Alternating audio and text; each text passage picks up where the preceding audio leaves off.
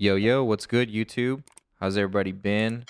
Just got back from New York, so, haven't uploaded in like 2 weeks, but, went on a little vacation there, and, yeah, now I'm back. So, today's video is just basically going to be about me showing you my favorite plugin alliance plugins. I feel like I haven't done one in a long time. Maybe a few have changed, maybe not, but yeah, so I just thought I would make like an updated video. I've been using a lot of Plugin Alliance, probably more than ever lately, just because that's just the way it's been going. But if you're new here, consider subscribing if you like this. Check out my other videos. Keep watching. We're almost at 1,000 subs. About to start making that moolah, if you know what I mean.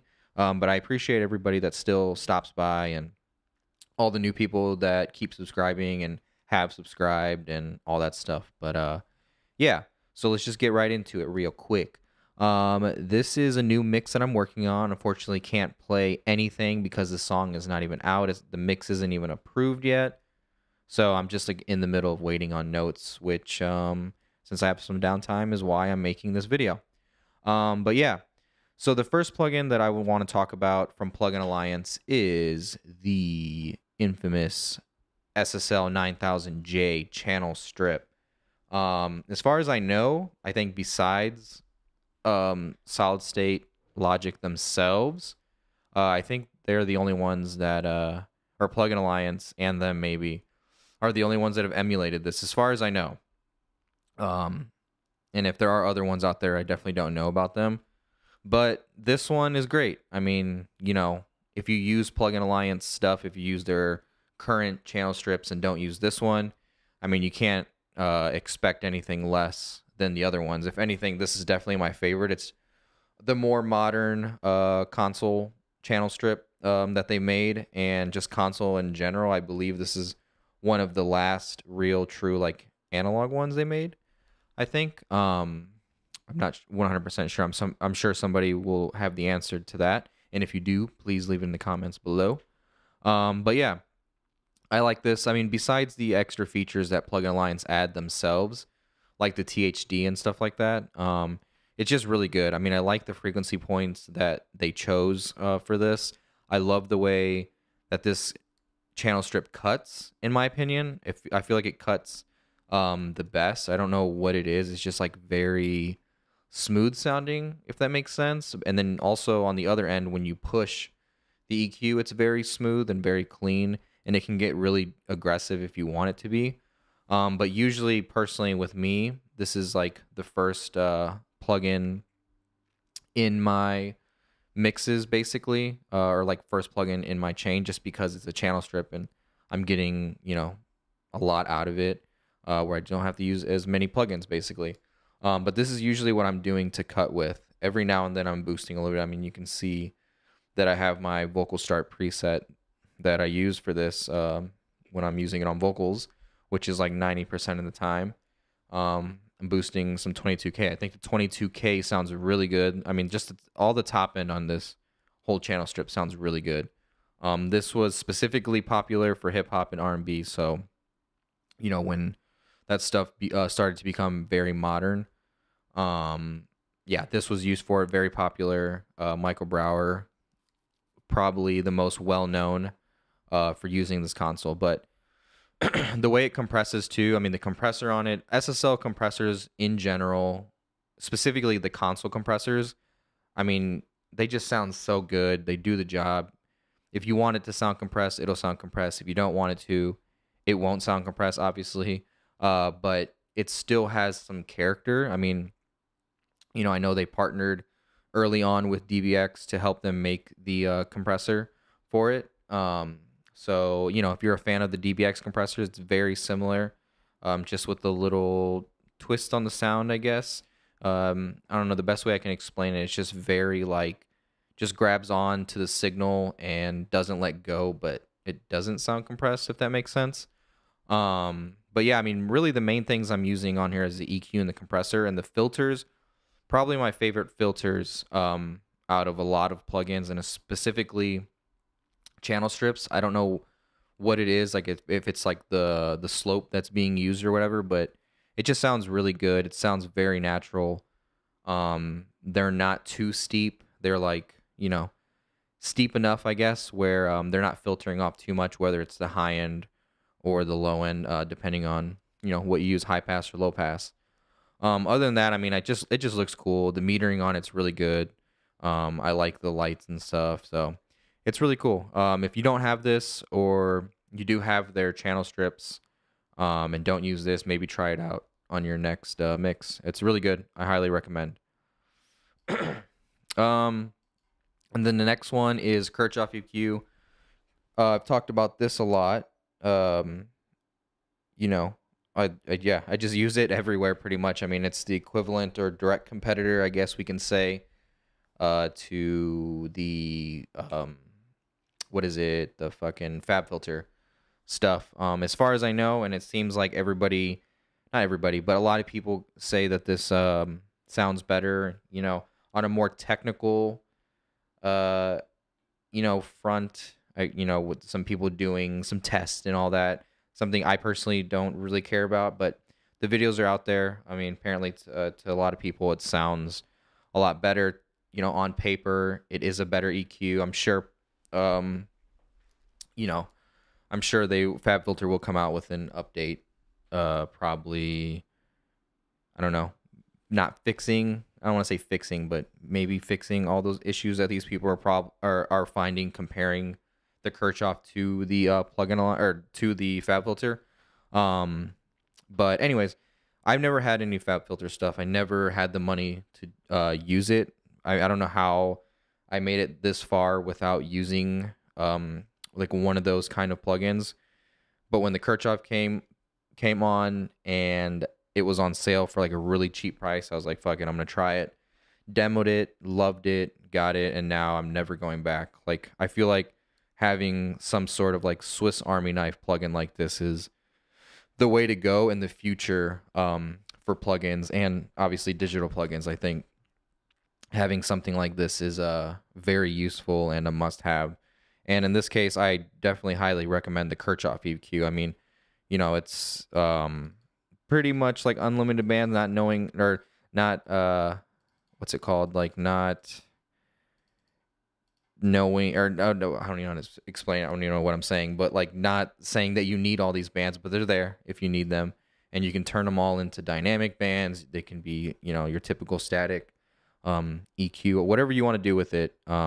It'll do it, and then you can go here. You can change the type of filters or the type of EQ that you want to use, and then you have EQ emulations and stuff. I find myself, if I do end up using one of these, it's either the blue or the vintage tube. Sometimes I use the 250, but it's probably one of these two, and most of the time it's just a boost, just because yeah, I just want to use it and it's already in the chain and I just want to move quickly. And I do find that they sound really good, especially the G and the E.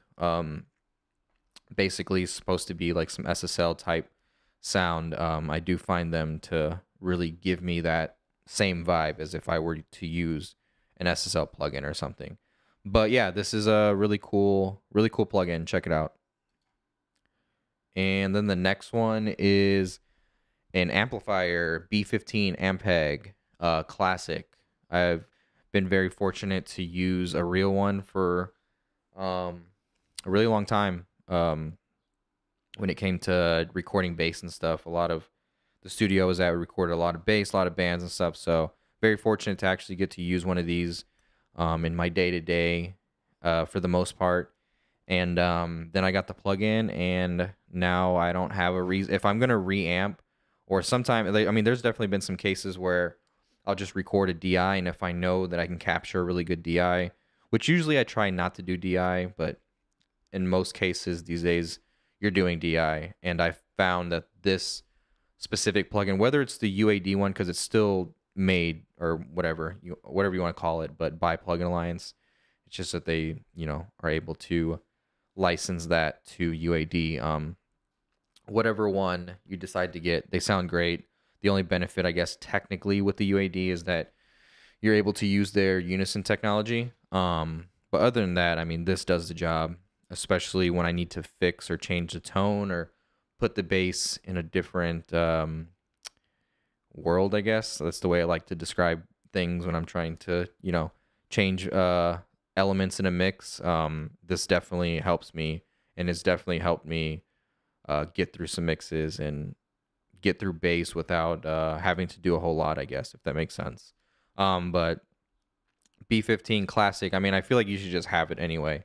It's just a classic bass amp. And then the next one is, I'm going to put these two together. So, oh, whoops. Here. I accidentally put this, so we should have this actually. So I'm going to put these together just because the Friedman amps, same thing. You can get these with UAD too, but they're still under Plug-in Alliance. Plug-in Alliances, I would assume licensing them to UAD, but whatever the case is, there's still Plug-in Alliance plugins, and these two are my go-to guitar amplifier plugins. I don't try to use a lot of digital amplifiers because I don't think that they sound, I still don't think we're there when it comes to digital amps, in my opinion. If I can, I try to mic up an amp as much as possible, but every now and then I do want to maybe enhance what I've already recorded, or in a lot of cases I do still get a lot of DI, what's it called, like DI stems, DI tracks basically of guitars, and if I feel like I need to enhance those, or obviously try to make them sound like they're recorded through an amp as much as possible, I find the Friedman stuff, specifically the Plug-in Alliance stuff, to sound as close as possible to actually making it sound like it's running through a real amp. Or in some cases, they'll provide the DI and the or mic'd up stem basically, and sometimes I'll just throw the DI up and blend this in with the real one if I have to, or if I just want to try something different and see what I can get with these plugins. But yeah, these two definitely like my go-to. Like if I need an amplifier, it's definitely going to be one of these two. And obviously it depends on the song and what you're going for, but a lot of the stuff that I work on, I feel like these can get the job done. Every now and then I'll use some other ones, but 98% of the time I'm using these two, and I feel like these give me what I need or what I'm looking for. The next one, I've talked about this in a recent video. I have a whole video on it. If you haven't seen that, go check it out. This is the Elesia character. This is specifically the master version. It's just the fact that it's stereo and it can do mid-side. When you buy the plugin, you also get the I think they call it the mix version, which is basically just it's the same exact plugin, just single. And obviously, since it's not stereo, it's not doing the mid-side stuff, but same exact plugin, just in mono. Every now and then I'll use that on vocals or something if I need something to cut through. But recently, like I said, if you haven't seen the video, you should go check it out. It's a pretty cool technique that I did on a recent mix a couple months ago on trying to put drum overheads in a different room, or try to spread them out a little bit more naturally than using some sort of like stereo enhancing plugin, because sometimes that can sound unnatural. And I was able to do it with this and do it with distortion and a little bit of mid-side. But this is definitely a go-to saturation distortion plugin for the mix bus, or like I said, something creative like me trying to get more stereo width out of some overheads. This is definitely a plugin that will get you there. And I think, it sounds pretty analog to me, I guess, in my opinion. It doesn't sound like really harsh, and I guess mid-range, like in my opinion, a lot of saturation and distortion plugins that aren't good can sound very like brittle and mid-rangey, but not in a good way.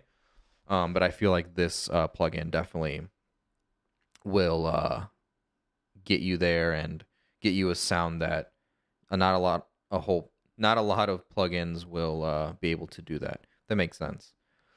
And then the next one is the Blackbox, which recently, I mean, you can even see on this mix. I have it right here. First plugin in my mix bus chain. I use it all over my mixes, all over my template. I definitely use it on bass. I use it on my effects return just to kind of enhance my effects throughout the mix a little bit. I use it on synths. I use it on percussion. I mean, I just use it all over the place. And like I said, with this mix, I felt like I needed a little bit of push, and it kind of, I think I'm gonna put it back in my template. Kind of reminded me why I like this plugin. This is another one similar to the character as far as like saturation. I mean, this is mostly a saturation, but you can get this thing to distort for sure. It sounds very good. Doesn't sound brittle. Doesn't sound harsh. Doesn't sound like it's adding something to the signal that sounds artificial, if that makes sense. This sounds really, really good, and you get a lot of options. And I feel like the options they give you are important. I mean, you get an air band, which is really cool. I mean, you can, with using saturation, you can really add some, you know, like I said, air or brightness, like it says here. You can definitely add that to a signal without physically having to use EQ or something. I always think when there's stuff like in EQ that will add by using saturation, I always feel like that's the more natural way to do things, basically, in my opinion, if that's something that you're going for.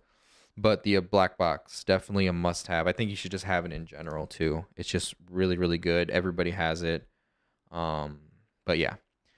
And then the next one is this. This delay has lived in my mix/recording template, like, I don't even know. It's probably been like maybe 5 years now, 6 years. It was like one of the first delay plugins that I bought when I was trying to get away from waves. It does a little bit more than the H delay did, because everybody loves the H delay. I used to like it. I just have personal beef with waves. But this was able to replace the H delay until I got into the Valhalla stuff. But this still lives in my template. So to prove that, I can scroll down here, and yeah, I use it for my quarter note and my half delays. Still in my template here. I like this delay because it has distortion, it's got modulation, it's got ducking, which is super cool. I mean, that was like super popular for a couple years. I mean, it still is, but it was definitely like a topic floating around the internet, and that was another reason that I liked this over the H delays, because I didn't manually need to make my own ducking chain. This was all built in to this delay, which I like, and it's really cool. You can change like the bit rate and stuff, so that'll, you know, make your delay sound really grainy. It's got a little bit of mid side, which is what I like about it. And Plugin Alliance, in my opinion, or Brainworks, they do and have the best mid side in the game still, I think, for sure. And then you can do shaping of the transients, which is cool. I mean, I don't really do that stuff too often, but there's been times where I've done it. But yeah, I mean, you just have so many options. It's a great plugin. It's a great delay plugin. If you like to really design your stuff, I feel like this is like a no-brainer. It's really good. It's always on sale. I think even full price, it's pretty affordable. If not, just wait till it goes on sale. It's always on sale. But yeah, Brainworks Delay 2500, definitely a must-have. And yeah, that's pretty much it. So just a quick rundown. SSL 9000J, Kirchhoff EQ. Put this here so you can see it. The B15 Ampeg bass amp. I blanked for a second. Friedman. This is the BE100, and then the Friedman Buxom Betty. Then we have the Elesia character. Then we have the Blackbox. And we have the BX Delay 2500.